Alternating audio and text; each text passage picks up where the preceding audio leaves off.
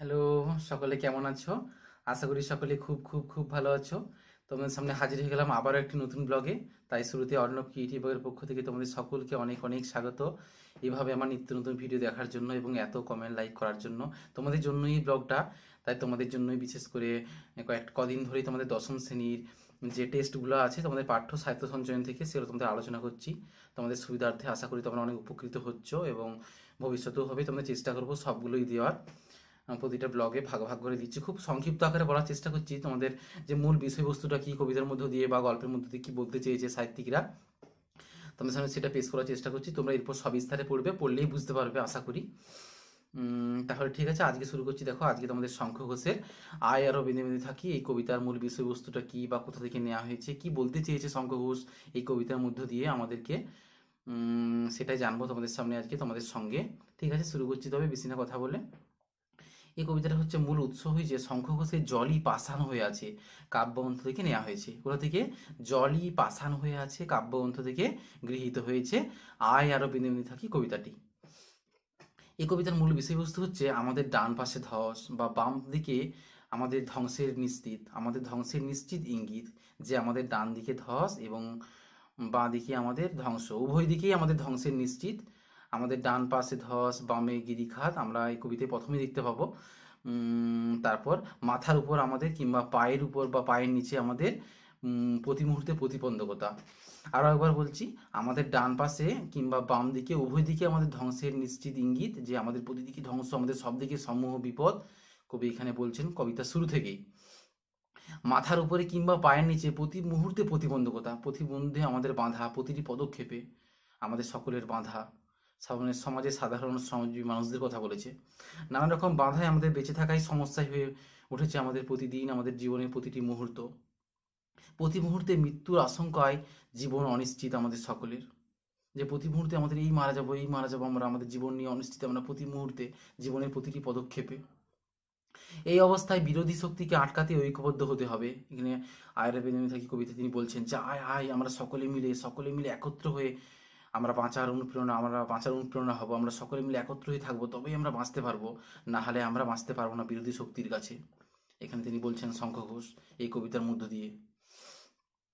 অন্যের দাসত্ব করতে গিয়ে আমরা আমাদের কৃষ্টি ও সংস্কৃতিকে অন্যের পায়ে সমর্পণ করে ফেলেছি। যে আমরা অন্যের দাসত্ব হতে যাই, আমরা পরাধীন ভারতবর্ষ থেকে আমরা অন্যের দাসত্ব হতে গিয়ে আমরা নিজেদের কৃষ্টি, নিজেদের সংস্কৃতিকে আমরা হারিয়ে ফেলেছি। নিজেদের ঐতিহ্যকে ভুলে অন্যের চাপিয়ে দেওয়া ইতিহাসকে আমরা গ্রহণ করছি, যে নিজেদের যে প্রাচীন ঐতিহ্য বংশ পরম্পরায় চলে এসেছিল, সেই ঐতিহ্য যেন আমরা ভুলে ভুলে যাচ্ছি আস্তে আস্তে, আমরা যেন বিলুপ্ত হয়ে যাচ্ছি, সেগুলো সব আমরা ধুয়ে মুছে দিচ্ছি আমাদের জীবন থেকে। যেন আমরা অন্যের সব কিছু ইতিহাস বা ঐতিহ্যকে আমরা চাপিয়ে আমরা গ্রহণ করছি, সেগুলো আমরা সবসময় প্রতি মুহূর্তে।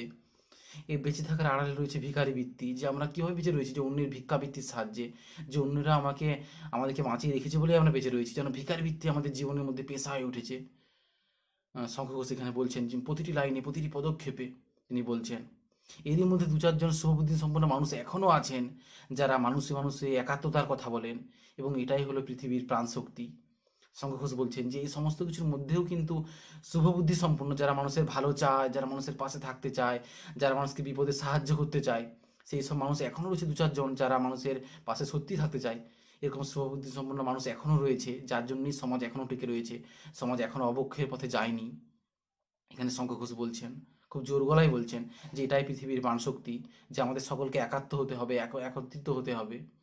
পারস্পরিক প্রীতি সভ্যতাকে বাঁচাতে পারে, এটা তো সকলেই আমরা জানি, যে পারস্পরিক আমরা সকলে মিলে একে অপরকে ভালোবাসতে হবে। পরস্পরের মধ্যে প্রীতি সম্প্রীতির বার্তাই তো আমাদের সভ্যতাকে, আমাদের সমাজকে টিকিয়ে রাখতে পারে, এবং এই চেষ্টাই আমাদের সকলকে করতে হবে। শঙ্খ ঘোষ এখানে বলছেন সত্যিই তো তাই, আমাদের সকলকে সেই চেষ্টাই করতে হবে, সকলকে একত্র হতে হবে, সকলের বিপদে পাশে দাঁড়াতে হবে।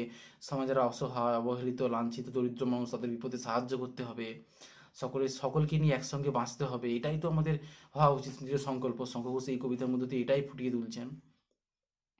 এই কবিতার নামকরণে কিন্তু দেখতে পাই একটা নামকরণ ঢোকার পেছনে যে কিন্তু একটা গভীর তাৎপর্য রয়েছে এই কবিতার মধ্যে দিয়ে। কবিতার প্রত্যেকটা লাইনেই কিন্তু আমরা নামকরণ খুঁজে পাই, যে শঙ্খ ঘোষ কি বলতে চেয়েছেন তার মধ্য দিয়ে কিন্তু নামকরণ লুকিয়েছে, এবং কবিতার যে মূল নাম সেটা কিন্তু প্রত্যেকটা লাইনের মধ্যে, প্রত্যেকটা বিষয়বস্তুর মধ্যেই কিন্তু আমরা তা দেখতে পাই। এই গল্পের মধ্য দিয়ে নামকরণ সংকটের মধ্য দিয়ে আজকের পৃথিবী টিকে রয়েছে আমরা মনে করি। সাম্রাজ্যবাদী আগ্রাসন, ধর্মান্ধতা ইত্যাদি মানবতার বিপর্যয় ঘটাচ্ছে আমাদের সকলের জীবনে, আমাদের সমাজ জীবনে। যে সামাজিক আগ্রাসন নীতি, ধর্মান্ধতা, বিভিন্ন ধরনের ধর্মান্ধতার কারণে আমাদের সমাজের মানবতার বিপর্যয় ঘটছে।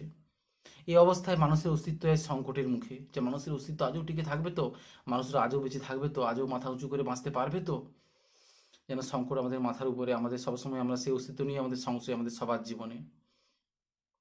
এবং প্রেরণা খুঁজে নেওয়ার মতো কোনো ইতিহাসই আমাদের নেই, আমাদের মধ্যে কোনো ইতিহাসই বেঁচে নেই আর।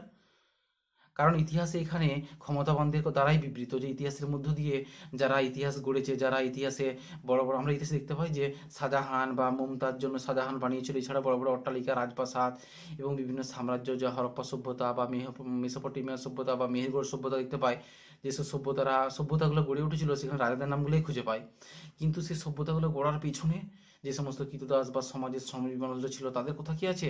তাদের কথা ইতিহাসে কোথাও লেখা নেই, সব বিলুপ্ত। সমস্ত রাজা বা সমাজে যারা সাম্রাজ্যবাদী মানুষ, যারা প্রভাব প্রতিপত্তিপূর্ণ মানুষ, তাদের কোথায় রয়েছে, এবং তাদের কোথায় সমাজে প্রচলিত, যারা সমাজের সমাজবী মানুষ, দরিদ্র অসহায়, যারা সমাজকে টিকিয়ে রেখেছে, সভ্যতাকে টিকিয়ে রেখেছে, তাদের কথা কিন্তু কোথাও উল্লেখ করা নেই। শঙ্কর এই কথা এখানে বলেছেন জোর গলায়, যে তাদের অস্তিত্ব কোথাও খুঁজে পাওয়া যাবে না। সাধারণ মানুষ এখানে কোনো মর্যাদাই পায় না, এখানে সাধারণ মানুষের কোনো ইতিহাসে কোনো স্থানই নেই। শঙ্কর ঘোষ বলছেন শুধু যাবতীয় শুভবুদ্ধির অবসান এখনো হয়নি, কিন্তু কিছু মানুষ আজও সম্প্রীতির কথা বলে, মানুষে মানুষে মিলনের কথা বলে। শঙ্কর ঘোষ কিন্তু এত সবের মধ্য দিয়েও কয়েকটা কথা খুব গুরুত্বপূর্ণ বলে গেছেন, যে কিছু মানুষ এখনো যারা মানুষের ভালো চায়, যারা মানুষের সম্প্রীতির কথা বলে, একাত্মতার কথা বলে। আয়ের রবীন্দ্রনাথ থাকি কবিতার দুটি স্তবকে ধ্রুবপদের মতো পংক্তিতে দুবার ব্যবহৃত হয়েছে, এবং কবিতাকে আরো দ্বিগুণ বাড়িয়ে দিয়েছেন কবিতার মাত্রা, কবিতার তাৎপর্য। মিলনের আকাঙ্ক্ষা এখানে আরো স্পষ্ট হয়েছে, এবং ব্যঞ্জনার দিক থেকে কবিতার কিন্তু নামকরণ সার্থক। এই কবিতার নামকরণটা কিন্তু ব্যঞ্জনা ধর্মী বলতে পারি আমরা সকলে, যে ব্যঞ্জনার মধ্য দিয়েই কিন্তু কবিতার নামকরণ রয়েছে। খুব গুরুত্বপূর্ণ একটা কবিতা, তোমরা ভালোভাবে পড়বে। শঙ্খ সেই কবিতার মধ্য দিয়ে যেটা বলতে চেয়েছে তোমরা খুব সবিস্তারে, খুব সংক্ষিপ্ত আকারে বলার চেষ্টা করলাম, আশা করি তোমরা বুঝতে পেরেছো। এবং তোমরা বাড়িতে ভালোভাবে টেস্টটা পড়বে, কবিতার প্রত্যেকটা লাইন ভালোভাবে পড়বে, আশা করি তোমরা বুঝতে পারবে। এবং কোনো কোশ্চেন তোমাদের এখান থেকে আটকাবে না।